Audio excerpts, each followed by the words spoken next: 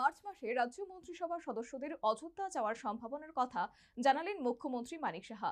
মঙ্গলবার সকালে Agartala rail station থেকে অযোধ্যার উদ্দেশ্যে রওনা হলো আস্থা ট্রেন। এই ট্রেনের সূচনা করলেন মুখ্যমন্ত্রী। তীর্থযাত্রীদের মুখ্যমন্ত্রীর শুভেচ্ছা জ্ঞাপন। রাম মন্দিরে রামলালার প্রাণ প্রতিষ্ঠার পর সনাতনী ধর্মাবলম্বীরা বর্তমানে অযোধ্যামুখী। এই অযোধ্যা যাত্রার জন্য তীর্থযাত্রীদের ক্ষেত্রে সরকারিভাবেও বিশেষ ট্রেনের ব্যবস্থা করা হচ্ছে। এরই নিরিখে মঙ্গলবার সকালে আগরতলা থেকে তীর্থযাত্রীদের নিয়ে অযোধ্যার উদ্দেশ্যে রওনা হলো আস্থা ট্রেন।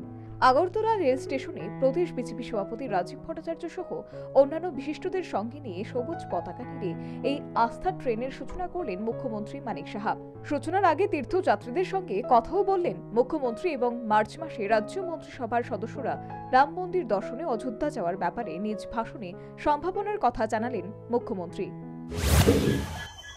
আমাদেরও সমস্ত যারা ক্যাবিনেট মিনিস্টার তাদেরকে নিয়ে যাওয়ার একটা প্রোগ্রাম হয়েছিল দ্রুতবার, কিন্তু এত ভিড় ওখানে হয়েছিল প্রায় তৎকালীন সময় মানে ওই দিন 3 or 4 ডে 22 তারিখের পরে যা আমার কাছে খবর আছে প্রায় 22 থেকে 25 লক্ষ লোক সেখানে পুণ্যার্থী সেখানে গিয়েছিল। আমাদের বলা হয়েছিল যে এত ভিড়ের মধ্যে এখন আমাদের কারণ আপনারা যেমন মানে ভিআইপি যাওয়া মানে সেখানে প্রচুর যারা সিকিউরিটি থেকে আছে, প্রোটোকল আছে, তো আমাদের মানা করেছে যে আপনারা মার্চের ফার্স্ট উইকে আপনারা আসুন।